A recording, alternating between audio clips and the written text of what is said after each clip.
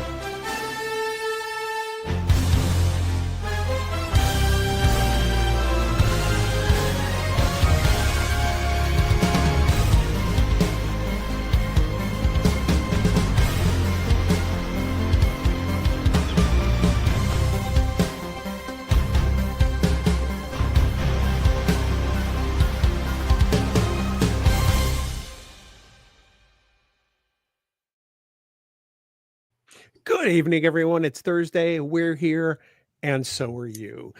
Bill Smith alongside master winemaker and chocolate milk maker Dan Davidson. Dan, great to have you aboard for another edition of Thursday Night Geeks. Would you believe our 24th of the year? It's first of all, great to see you, buddy. Good to be here. Good to see everybody joining the chat. Have fun tonight. I cannot believe that. It seems like it's been the 2,400th one, but that's just me. I'm just kidding. It's been a lot of fun. We have a great time every Thursday night, talking Star Trek, not talking Star Trek, talking other stuff. And it's good to be with you again, man, as always, to talk Strange New Worlds. As we're back on the Strange New World bandwagon. Well, not that we're ever off it, but well, we took a bit of a break. We needed a distraction last week. You might notice, those of you at home and on the internet, that I'm sitting here kind of in the dark. I'm being lit by a ring light, which is just slightly above me, but the rest of my room is not lit up, and that's because there's a floating ghost projection in my window for my Halloween decorations, and this is screwing it up enough. But if I turn on the other lights, no one will see the ghost. So if you wonder why I'm sitting here in the dark, it's not just because I'm lonely or I'm Dan Davidson's friend. It's because, well, it's Halloween. I will say, from the perspective of looking at you on screen, it does not look like you're in the dark at all. That is a good ring light because it looks nice and bright and cheery, like you always are. Anyway, it's great to have everybody here on Thursday Night Geeks. Let's say hello to some folks. Well, first, let's acknowledge that Steve cannot be with us tonight. He's got to work overnight tonight, but hopefully when he watches the replay, he'll know that we were thinking of him. Of course, Helen is here. So it's Thursday. Hey, yes. Helen. Ross has some kind of bullshit excuse.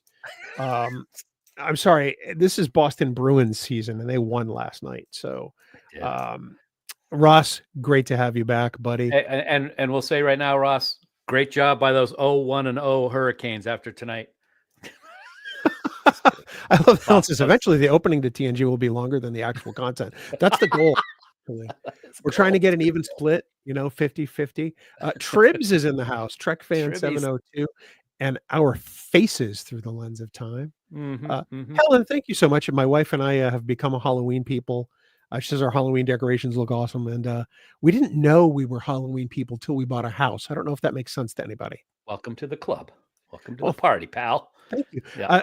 Next year, we're probably going to amp it up even more. We're already planning. Nice. Love it. Love Halloween decorations. Ross asks if the ghost looks like Dan. Well, it's kind of bald. It's kind of goofy looking. So white. Yes, in that regard, pasty white, all over. There you go. Brad, good evening, Brad. Good to have you here. And Ross says, well, Carolina, the former Hartford Whalers, are playing the New Jersey Devils. And point? Was there an and in that? Yeah. Is that, they're playing only the Devils, or, they're playing the Devils, so forget it. Brad is like nice FanSets badges, gentlemen. Yes. We agree. Dan, tonight we're going to consider the episode Through the Lens of Time of Strange New Worlds. This is an episode that I think you and I had high hopes for, but I'm not entirely sure that they were met. Interesting. Yeah. I would say that also. Great science fiction episode. Let's get that right Yes, up front. And absolutely. before we get into any details, like you said, it's episode 5, Strange New Worlds, season 3. It debuted on Thursday, August 6th of this year.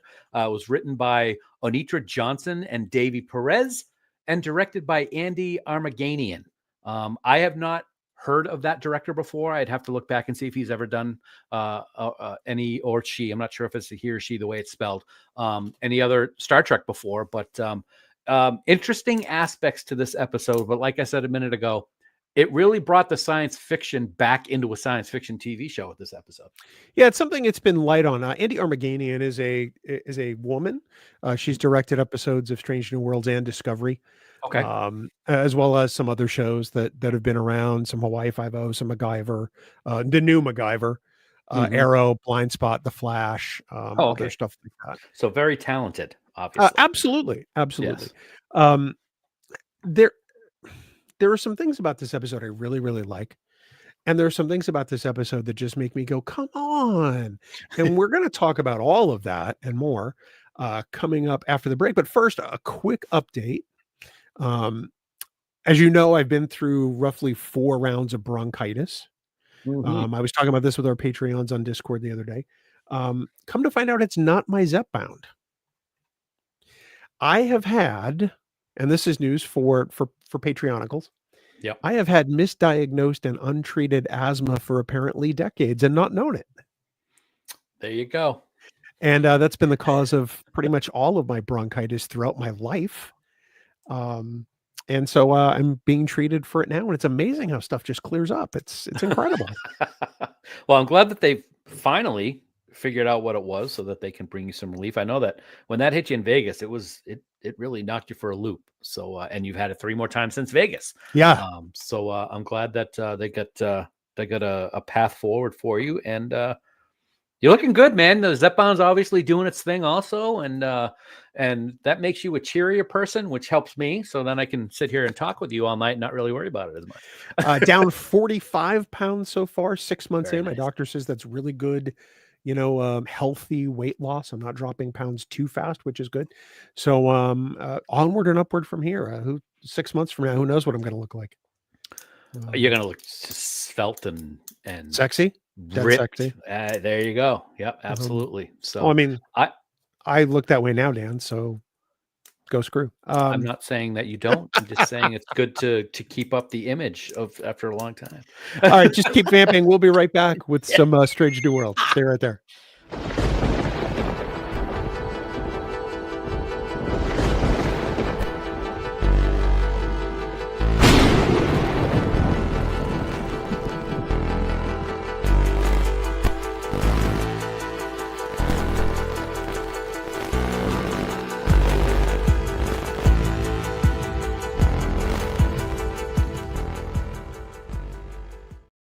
And of course, as season 3 of Strange New World presses on, Dan, let's sound spoiler alert to all decks and all stations. We are going to be talking about stuff that happens in this episode, even though the season's over. If you haven't seen it, now's your chance to bail.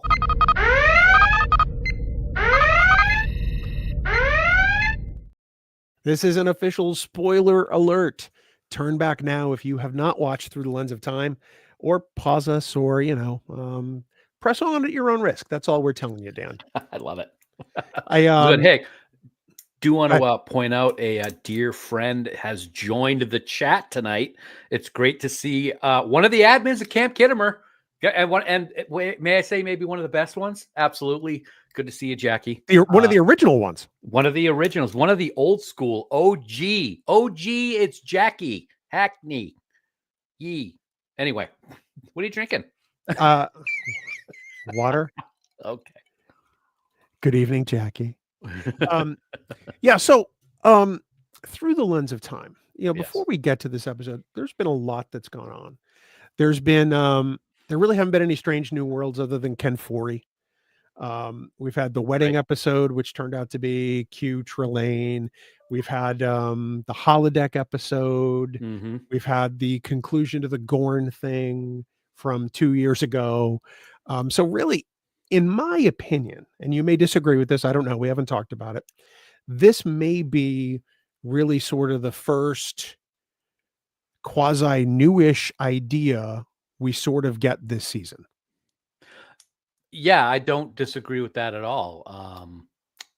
It's funny they go to a planet called Vidia 9. Looks awful lot like the same planet that they went to when they ran into the The Telosians Telosians? back in Discovery, but that's because, hey, it's the same quarry in Toronto. But that's It's the okay. Canadian Vasquez rocks. Yeah, exactly. But yeah, it was good to see they actually did go to a strange new world and had some strange new things happening to them. So it was good to get back in that, and I'm kind of hoping that it continues for the rest of the season and we get to see. That's one thing that we have not seen that we thought we were getting. In previous seasons we did, but so far this season, I don't think we've gotten that new Planet of the Week episode thing that we longed for back in the day, back in the days of Discovery, where Worf's spine broke in one episode and like disintegrated, but the next weekend he's playing badminton and dodgeball, whatever that game is that they play in Deep Space Nine. Yeah, we have not seen that. It's kind of a lot of things have been kind of stretching on a lot.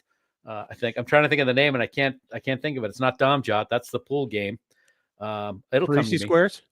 No, it's not Parisi Squares either. It's the one that Miles and Spring Ball. There you go. Yes, that's it. Yeah, that was the one. Spring Ball, or space racquetball, as I like it. Space racquetball, yes, with the cool rackets, very cool rackets. Very cool rackets. Yeah, but yeah, we haven't kind of I don't think we've really had that this season. Stuff has all been kind of intertwined again that we saw in Discovery so much. Yeah, I thought season 1 did a good job of taking us to different places. Mm-hmm. I think of some of my favorite episodes from that season, and they all involved really kind of exposure to different types of worlds we haven't seen yet, different alien cultures. And we get a little bit of that this week. I mean, there's a literal mystery box. We dogged on Discovery for the longest time for saying, all right, enough with the mystery box format. In this one, they give us an actual box that is indeed a mystery. It is. Yes, that's true. Yep. Not wrong. I love the irony there.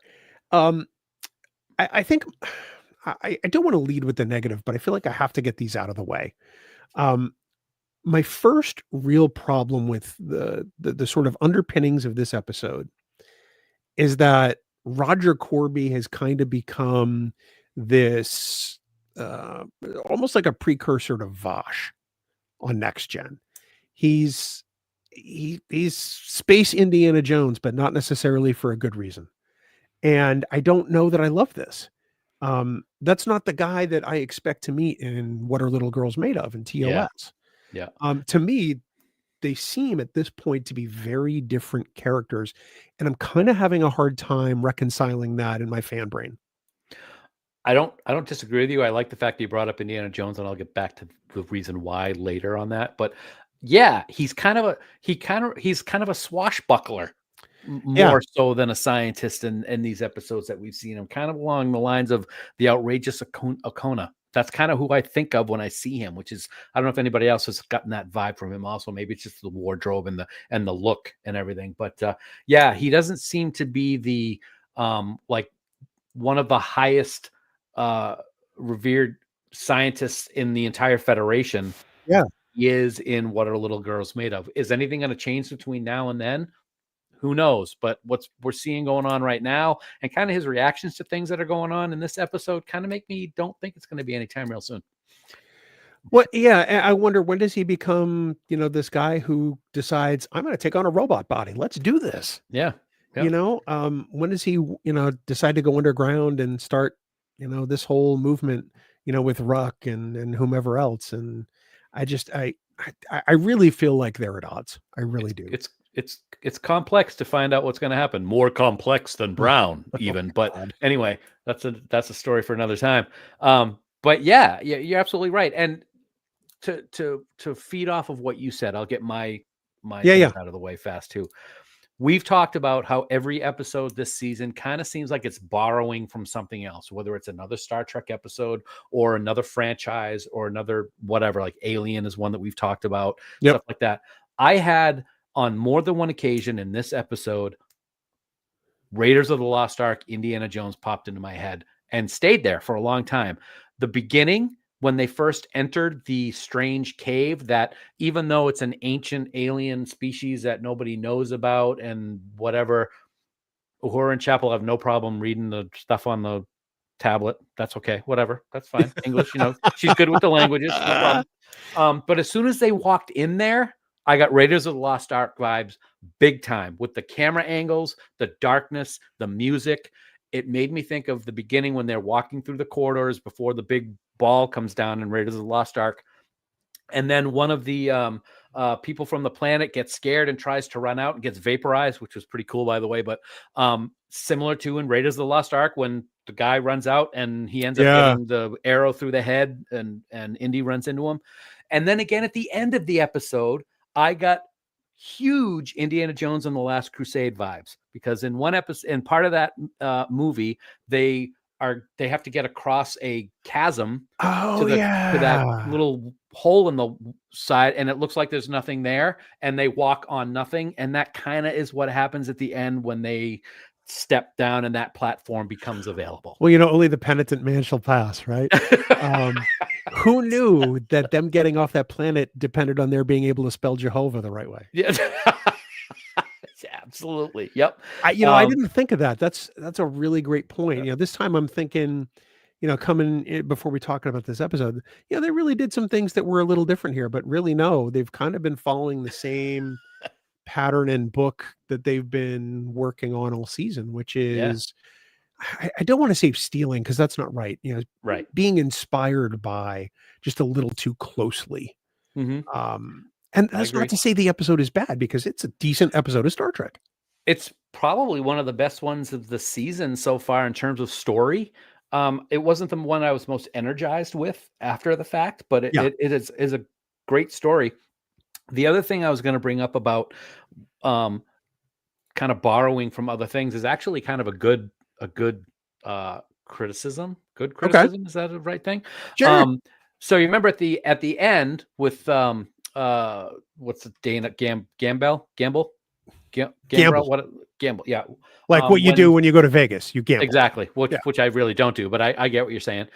So the essence that literally burns into his eyes is released from his body, and Scotty works quickly and beams that essence away and beams it into the transporter buffer, where theoretically it could be for all eternity. Interesting that Scotty does that to himself in about 75 years in Relics when he's on the Janolan. I thought that was kind of a great tie-in to something that he did and doesn't even realize how important that's going to be come down the road when he needs to do something. That is pretty interesting. I do dig that. I don't understand the composition of this landing party. I'm going to say this, and this may be, well, actually, let me go to Helen's comment first, because I'm going to talk about Chapel next. And that is, Chapel could do so much better. She should dump Corby and date Ortegas instead. Yes, 1,000 times yes. Yeah. I think that actually works a lot better, quite frankly. Mm-hmm. Aside from the fact that Roger Corby is on this expedition, which seems more like a tomb raid, but that's a topic for another time. I don't understand why Chapel is on this. She's a nurse. Right. She has nothing to do with anything that goes on there.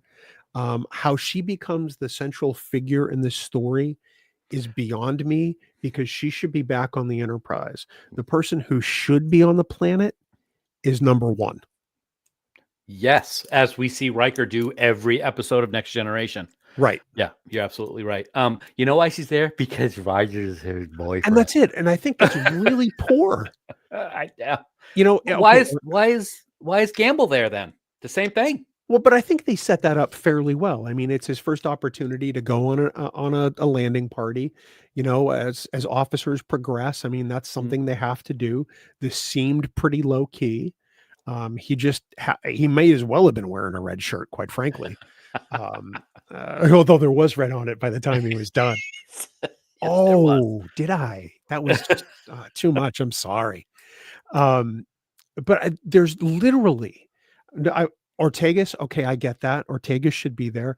Beto's only there to flirt with Uhura. That's fine. Mm-hmm. But there is literally no reason for 2 nurses to be on this away team. And And that's why is it? I think the biggest flaw of this episode. It really bugs me. Wouldn't you think that? I mean, how many times we always saw Kirk, Spock, and McCoy beam down? And you already talked about number one. Why wasn't Mabenga beaming down? Did they say why he wasn't going down? Because I don't think there was a reason given. No, but I No. would have even been okay if Pike went. Yeah. Yeah. I Because mean, I understand. I think it's good that they're giving other actors a chance to shine a little bit in the show as artists and have some good scenes to chew up. But yeah, I mean, it could have been done differently. But you're right. Out of all of them, the biggest question mark is the chapel. And I'm glad you said something that you said, because from the very beginning when I started watching this episode, I'm like, how come she's getting all the special treatment from these devices and these aliens and everything? I thought that was very strange. Yeah, I do too. There's enough here that is problematic just from a Starfleet procedure thing, right? They're ignoring safety protocols. La'an should be leading the charge, with going through the front door, not Chapel. Just despite whatever's going on. Maybe they scan La'an first and they let her in and she becomes the magnet. I don't know. Spock not going makes no sense at the beginning. Yeah. Yep. Spock should have been there as the science officer. I feel like they're writing just to get particular faces on the screen sometimes, and not necessarily what serves the growth of these characters the best way. And that pains me to say. I love Strange New Worlds. I really enjoy watching it, but I feel like they're playing to a lowest common denominator on some level. I mean, that's how it seems. I'm sure that that's probably not the case, but watching it, that's just how it comes across to me. It's interesting. I'd like to know if when these episodes were done, and I think the answer is no, that they were aware that the show was going to end after a reduced season 5. Yeah, They I were don't not. think the answer. I think the answer. So, because I was going to say, because if that's the case, oh, we want to get so and so and so and so their episode to focus on, because we always had character centric episodes. Because But these were that filmed would have been last the year. case. Yeah, absolutely. So yeah, you're right. Absolutely, good point. So I feel like there's so much wrong with this. And then I'm going to jump to the end a little bit, because this is the other thing that bothers me. And maybe you're going to bring this up too, but it's jumped right into my head. So I feel like I have to say it. I feel like they're robbing from Deep Space Nine. This whole Pa Wraith type thing. Yeah, this whole prison is like the Bajoran fire caves, and these are the Pa Wraith.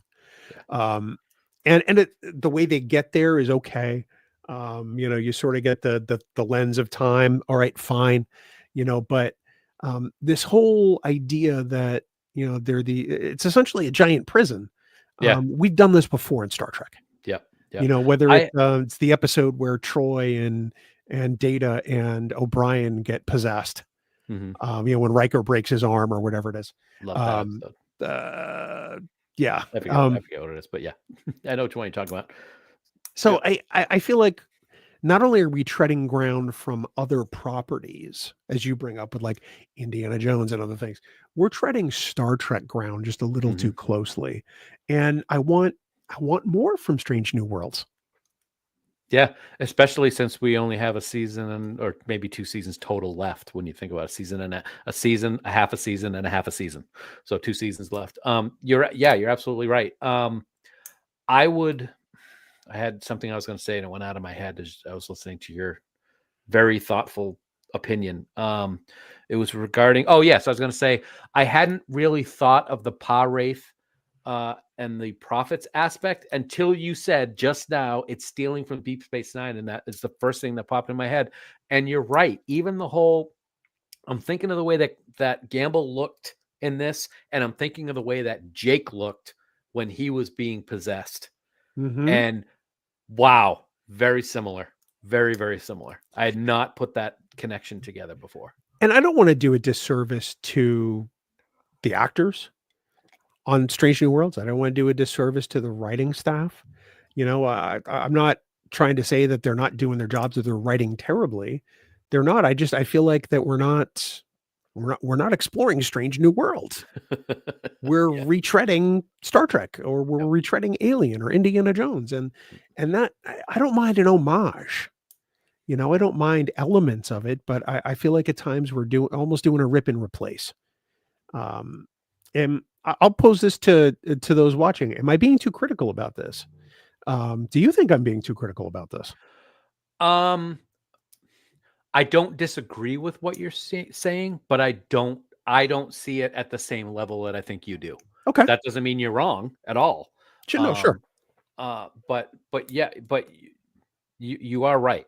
Let's have to see with the rest of the season. I mean, maybe you've seen the rest of the season. I will tell people who are not aware right now, we have the opportunity to see the episodes before they're aired. And I used to take advantage of that.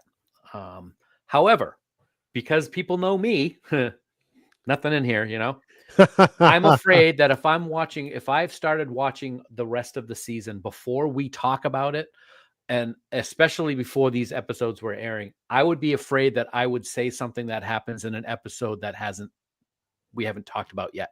And I don't want to confuse myself and others listening to me to talk about something that hasn't happened yet. So I have decided not to watch anything past what we're talking about. So this is the latest episode I've seen. So maybe the rest of the season will be exactly what you're hoping it'll be and won't be what you're seeing right now. I have no idea, but one can hope. Yeah, and Dan, for your purposes, I am talking about this season up to this point. I'm not talking about anything after this. Okay. I feel like through these first 5 episodes, there's a whole little strange and a whole little that's new. There are worlds. Yeah. I can leave it at that. There are Okay. worlds. All right. Okay. Let's do this. We're almost to the bottom of the hour. Let's go ahead and we're going to talk about FanSets. Oh, okay. And yeah, I know, right? And then we're going to come back and maybe talk about some things we like about this episode. Yeah, because there's a lot to like about it. Yeah, and there is. Yes. Maybe you can talk me into some of that. So I'll be happy to do that. That's what I'm here for. Thank you. Well, everybody stay right there. We will be right back.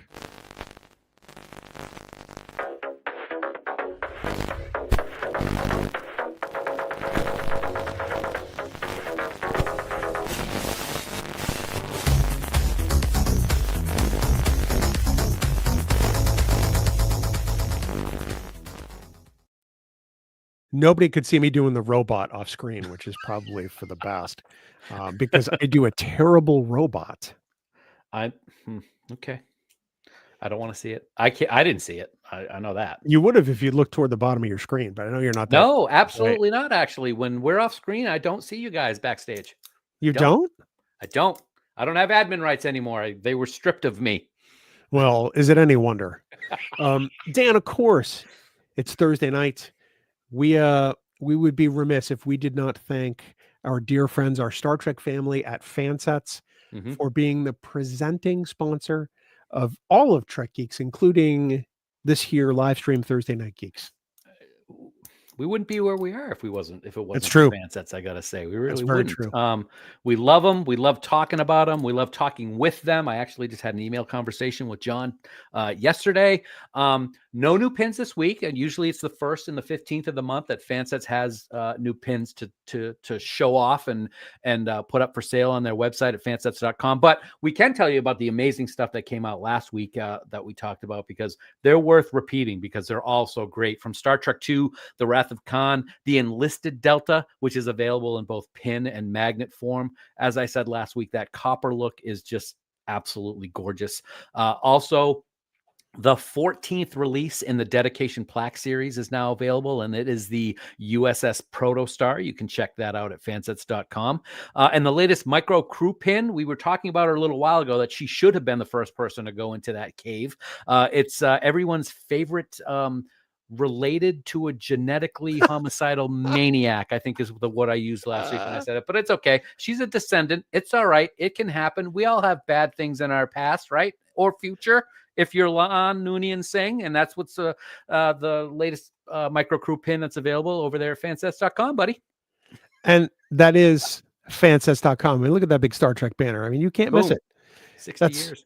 60 years. Hard to believe the 60th anniversary is just less than a year away now. Unbelievable. In fact, Love it. 30 years ago tonight, Hmm. The Visitor aired for the first time. Yes, I First time. saw that on social media today, and Oh, I started thinking of Tony Todd and how it's too bad that we lost him. I know. But Dan, of Mhm. course, what we want everyone to do, Yes. get ready for that 60th anniversary of Star Trek, right? Maybe you're going to a convention next year. Mhm. Maybe you're going to get together with friends. Maybe you're just going to have a big old viewing party with yourself at home. But you want to get all those FanSets deltas and those pins and get as much of that stuff as you can. Put it in your cart. Take it, add to cart, add to cart, add to cart. And then at checkout, Dan, Mhm. use the special discount code Trek Geeks for 10% off your entire order, the whole shebang. Fantastic. Awesome. It doesn't matter what you put in the cart, you're going to get Yeah. 10% off. 10%. And of course, Dan, when you spend more than $30 on fansets.com, what do you get, my friend? You will get free shipping in the United States of America, Bill. Free dang shipping, Dan. So go on out to Fansets, get yourself some pins. I love it. FanSets. Our pins have character, and we thank our friends at FanSets for being the presenting sponsor of Thursday Night Geeks.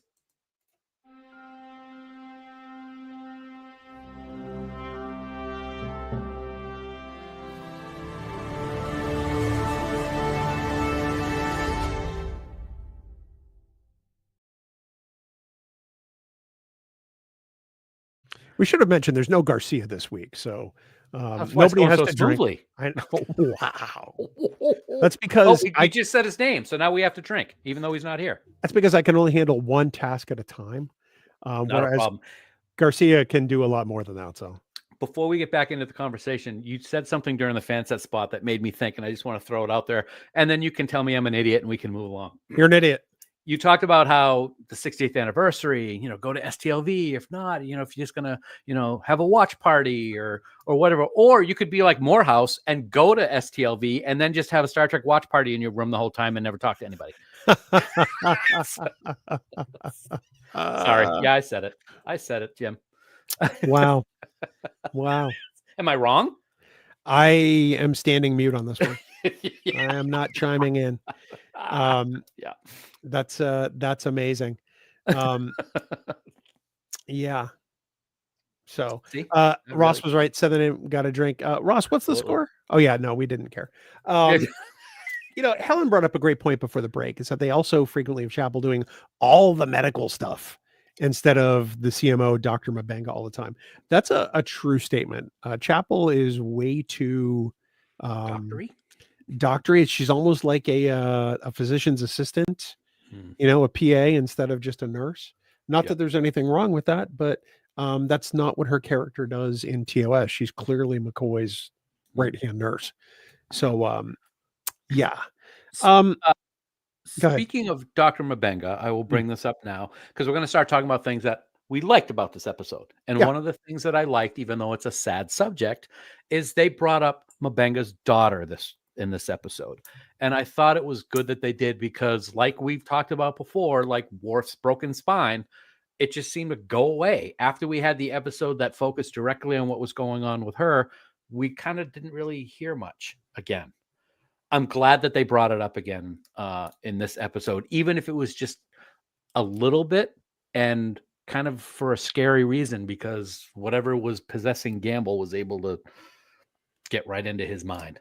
So, yeah, that's a great question. I think it was really just to prey on Mabenga's conscience and his humanity, because at that point, clearly he was trying to manipulate him. Yeah. Oh, yeah. So even though the mention is great, it's obvious that he's just trying to get under his skin. And it really is amazing how this entity is able to do that so quickly. Granted, I imagine it comes away with all of Gamble's knowledge and experiences, but clearly it knows more somehow. Yeah. Well, because Gamble's just an ensign. That's going to bring me into a possible idea that I have about what and again, I have not seen what's happening in the rest of the season, but we'll get back to that later. But let's talk about Gamble and everything that's going on with him a little bit. First of all, you just knew that he was going to be the one that something bad was going to happen to on the planet, because first of all, this is like the third episode that we've seen this character, but we finally actually get a name associated with him, which is good. So you know that the newest guy is going to be the one that gets screwed, and he gets screwed pretty bad. Hey, let me look into this really weird looking thing and not be concerned whatsoever. Yeah. I have a thing with eyes that really bugged me. Okay. And for some reason, that illusion that they use for special effects with his eyes, I didn't dig it. It was gross, but I didn't dig it as well as other eye missing things that I've seen in the past, I guess you could say. I don't know. Maybe it was the way that the black was kind of made me think of the bad guy in the first Doctor Strange movie, and I can't think of his name, so I apologize. But as he was being demonized, literally, he had these weird black streaks that came down, and that's what I was thinking of. But that's neither here nor there. But I liked, with the aspect that we knew that because he was the guy, the low guy on the totem pole, what was going to happen with him was going to happen to him. I did not expect to see what I saw with Batel, what happened with this entity. Yeah. That was a shock in a good way and in a bad way for me. It was not something I was prepared for, at least in that sense. When I saw the episode the first time, it made me wonder what the other side of this was. So, if we go back to the Pa Wraith analogy, right? And the Pa Wraith being ultimately evil, is this a force for good on the other side? Is this some sort of, blood enemy? What is this? What do we have here? What is this struggle? Because clearly it seems older than this. Yeah. And that's part of the struggle that I have, but also why I like it, which is kind of strange. But I found it irritatingly ironic that this creature that inhabited Gamble is somehow known by whatever is, and I'm going to say it's got to be Gorn related, of what's going on with Batel. And this is on a planet that, as far as I know, is nowhere near the Gorn hegemony. Hegemony, whatever you want to call it this week.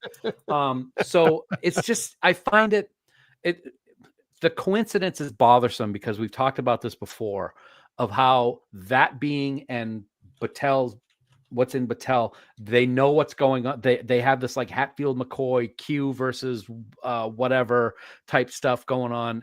I thought that was a little too easy for that to take place. Now, it was a great and tense scene. And this is where I'm going to get weird, and this is probably completely screwed up, but it's the only thing I could think of. I'm watching what's going on, and that weird statue that was in that room that everybody was in, even though they were in different time periods and all that stuff, which was kind of a cool science fiction aspect of the episode.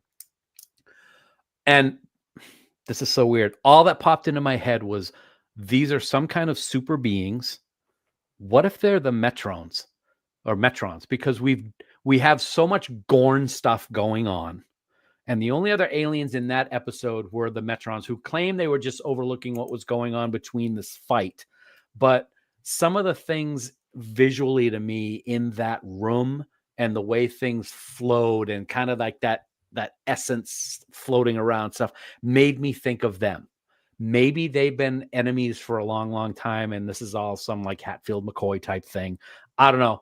I could be way off base, but that popped into my head, and I really would like to see if something comes of that. I'm going to tell you, I think you're off base somewhat, because remember, the Metrons are pacifists. They don't believe in conflict. But we know that from Arena. Yeah, that's right. They did say that. Yeah, their goal was to sort of see if the humans and the Gorns could learn something from each other. So I don't know if in that sense, as you describe it, it's gonna take that form, if that makes sense. Mm-hmm. But I think what I'm more concerned about is what's happening to Batel. earlier in the season, we figured she could become, Gorn Prime, Yeah. and I don't think that's what's on the table anymore. Based on what happened in this episode, I don't think so either. I still would love to see some kind of connection visually established between what's going on in Strange New Worlds with the Gorn that we have seen and the Gorn that we saw and will see in Arena. I want to see that connection because right now there is no connection.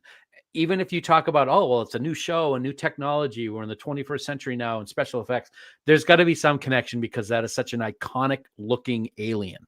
And there is no connection right now at all. Helen says, I really wanted to see Battelle in a rubber Gorn suit. I'm not going to lie. I do too. I don't think that's on the table anymore, though. Yeah, Too bad. I think that with Strange New Worlds, and I hope I'm wrong in the long run, but at this point, I don't think I am based on what we've seen so far, is I don't think they necessarily care about tying it together to what we know. I think you're right. I think they're going to set up these concepts. I think they're going to get us 90% of the way there. But if they make a change, they make a change. Take the Khan thing, for example. Khan in Toronto in tomorrow and tomorrow and tomorrow. Yeah. Never happened. As Right. far as TOS is concerned, there's nothing about it. We have no inkling that we ever knew about him.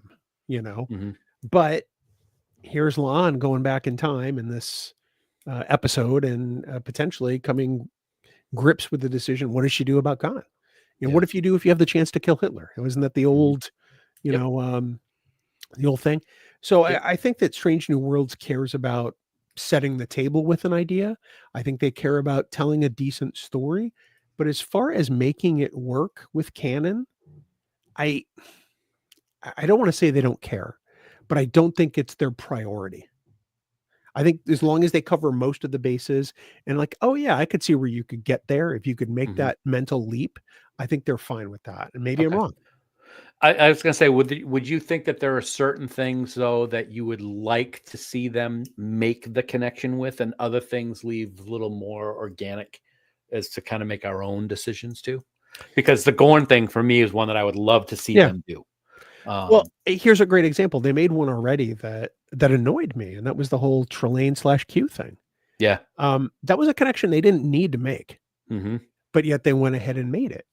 I think where they're gonna, where they can make things their own, I think they will. Okay. But I don't know that we're ever going to get a clear answer on the Gorn.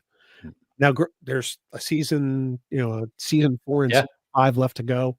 I know there's more of season 3 that you haven't seen yet.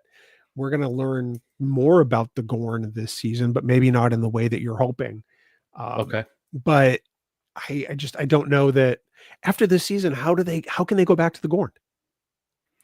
Yeah. Aren't they asleep for the next however many years? I thought we were done already. Yeah, that's absolutely, yeah, you're absolutely right. So it'll be interesting. So, yeah. We talked a little bit about the landing party and how they were put together. Yeah. Why was Uhura there? I don't mean that to be mean. I'm like, yeah. Oh, well, actually, maybe I should take that back because the aliens didn't speak in English, so she had to translate, didn't they? Didn't she? I'm sorry, I don't remember. Yeah, she did translate some stuff, but why wasn't Sam Kirk there? Yeah. Why don't we have more science? All kinds more science folks, and I know that Ortega's brother is there because he's doing that filming the documentary. But at the same time, and it's not a bad thing. I think there's a budding romance with Uhura and him, possibly. I don't know. They seem to be kind of making it look like that, but I understand that he's doing a documentary and everything. Do you really want to send a non-trained civilian on an away mission, regardless how relatively easy you think the mission's going to be? Isn't there always the possibility of something going wrong? Nothing ever goes wrong. So I don't know why I'm saying that, but it is a possibility, right? Oh, that's right. Somebody got vaporized in front of the kid, right in front of his eyes. So Well, I mean that's part of the risk. If you even, go back to the days of, the world wars on this planet, there have always been journalists and filmmakers embedded with, the troops on the front lines. If you even look at, the conflict, today, yeah, between Israel and Palestine yeah, and the journalists that are in the middle. I saw some stuff on Instagram from Matt Gutman on ABC News, how just pinned down in an area because of a rocket attack, and that was just hmm, yesterday. yeah, I think that that's always going to be a facet of it. Deep Space Nine didn't shy away from it when it was Jake behind absolutely enemy with Jake. lines, and Yeah, I'm kind of glad that Strange New Worlds isn't shying away from some of this. Although it's a little weird to have a vessel on scientific exploration, yeah, have a journalist trying to figure out what Starfleet is, yeah. and documenting some of this stuff. I would think they would do that closer to home, but what do I know? Do you I noticed in this episode, and again, not a bad thing, it's actually something I liked, but also made me question it. Ortegas didn't have a lot in this episode, but I'm Right. glad that she was there. Right. No, no mention, nothing about all the PTSD she's been dealing with, what's going on in her mind. We saw that she was hallucinating the Gorn in her quarters when she was working out. There was no discussion or even thought of that, I thought. Do you think that that's another issue that it's just like, okay, she knows she needs to get help and that's going to be it? No, I think that even people with, high functioning post traumatic stress can still find times and elements where they can, function or do things they need to do. Okay. I don't think that she's done healing by any means. I think there's still a lot for her to go through. But, I look at some of those situations and, there may be times where it doesn't affect her mainly as much as others. At least that's how I Yeah. viewed it. And I'm hoping that that's the case because I don't want that the trauma and and what she's going through and her process and her journey to be shoved off to the side as if it's something that's from last week's episode. I think it's important for the character and for the viewers, especially people that have gone through similar situations, to be able to have that to watch and to relate to and appreciate. So I hope that is something that is not just gone by the wayside. I hope we get as bad as the situation is that she's dealing with. I kind of hope we get to see more of what her journey is as the season progresses. I'd like for you to get through episode 9, not through the rest of the season yet. Mm-hmm. Save the finale, but some of Okay. these questions are going to get answered for Oh, you. okay. Well, that's good to know. But I don't think there's a danger of you talking about some stuff that may not be part of an episode in that sense. I think Okay. the one you have to worry about that with is the finale. Okay. All right. That's good to know So I also. think if you get through Excellent. some of that, um, I think Terrarium will answer some of those things for you that particular episode. And Um, isn't that one I have not read a lot about it because I don't want to. Isn't that the Ortega centric one? yeah, it is. Okay. It is. All right, cool. Uh, Nice. so it's and there's some other episodes in there like 4.5 Vulcans Yeah. and some other stuff, and I can't Yeah. wait to completely. That's the one with Patton Oswalt? It is. Okay, yeah, I'm not looking forward to that one either. I, I'm gonna spoiler alert everybody for 4.5 Vulcans. Um, I think I like that episode less than Subspace Rhapsody. Wow, okay. Yeah. Um, Excellent. Ross has taken a breath from the Hurricanes game to ask if there can be a watch along of the finale with Dan. We could probably do that on Discord very We easily. could probably do something like that as long as I'm not in the middle of a move at the time I get to around to watching it. Then You're I going to think be that's a good thing. fine. That's just an excuse to not have to deal with you an extra amount of time, dude. Yeah, we're talking about dealing with Ross. Oh, You Ross should can, want to deal with you know what, Ross. Ross, fly up right now and just stay here until we move. That's fine. Me, you're You come cool. down here. We're in North Carolina. You're up there. I know he jerk. wants to get away from you. He's too close. I know what's about. He doesn't say that. He doesn't have to. I can read between the lines. Yeah. When did you learn how to read? Touche. Touche. Yeah, Now, 4.5 Vulcans. It's rare that I just hate an episode. wow. But I Strong. hated this episode. I hated that episode. Okay. I don't want to. How many episodes is that from now? We're on I episode think 5. What's that? is that 7? 7 or 8? Yeah. Okay. I think that's 7. Interesting. I'll be looking. I can't wait to watch it now, just to see if I dislike it as well. Well, but I make up your own mind, but Oh yeah, when I absolutely. bring Yep. up the things that I bring up about it as to why I hate it, Mhm. I know you're gonna hate those things too, Probably. Yep. Okay. especially the fundamental flaw of the episode, but we're talk about that when it's Right. time for that. Another. It's in another time. Um, Another lens of time, so to speak. oh, through a lens See, of time. there you go. There Um, you go.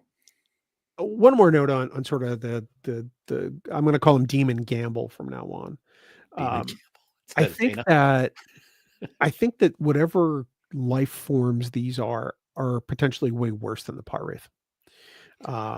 Just based on the way they try to manipulate. Yeah. If you look at the treknews.net article, the spotlight quote that they bring up, and I pulled it up just a few minutes ago to read it, is when Gamble's talking to Mabenga. It says, "Do you think that the woman who came to you was really your daughter, or do you think it was something wearing her skin, something that drank her tears and fed off her screams?" I mean, and the note that Kyle put in, in the quote description was saying something only really a demon would say. Yes, Yeah. yes, there is And something and here that is is truly, I think, more evil than the Paul Wraiths. more Um, evil and more powerful. The Power yeah, Race didn't have a lot of power that I mean, they had some power, but whatever these things are, they're they're badass. And there's a lot of them floating in that stuff. yeah, which makes me wonder why somebody thought, well, let's put them all in one place. You know what? I just had a Superman. That's the Phantom Zone of Star Trek, right in that Well, little but at cube. least with the Phantom Zone, I mean, only 3 people got out. I mean, it wasn't like everybody in the Phantom Zone. Yeah, that's right. Um, but I think that's uh, why are they all in one place? Why aren't they in a Phantom Zone? Why aren't they kind of banished to their own sort of chunk of Another, eternity? You yeah. know, um, I I am concerned about these beings, and I'm concerned about what happens between Pike and Battelle. But yeah. Um, Ugh. because nothing can end well for Chris Pike in this series. Nothing. Well, it's the cards are on the table, right? He knows he's All going to right. be confined to a wheelchair for the rest of his life. Mm-hmm. He knows he's not going to have the life he necessarily wants after Starfleet. But I get the sense that nothing will go the way he wants it to. Yeah. Yeah. Again, another everybody deserves love and happiness and everything like that, but seeing what's going on with these things and knowing how they viewed captains in TOS and even a little bit in TNG, the whole idea of captains not getting involved, it's like, okay, there's probably a good reason for that. And he's going to get crushed. I just know it. He's going to get crushed. I don't know if she's going to turn into a Gorn or die or what, but it's not, it's just going to be, it's going to be bad. It's going to be bad, I think. Um, yeah. They took some swings with this episode. I Mm-hmm. think that some of the things they did worked out okay. I Yep. think that other things they did just seemed like I've seen them before. And so far through 5 episodes, I really feel like that is kind of the book on this season so far. All right. Well, let me ask you this then, without giving away anything. You've seen the next 5 episodes. I Has have. your opinion changed?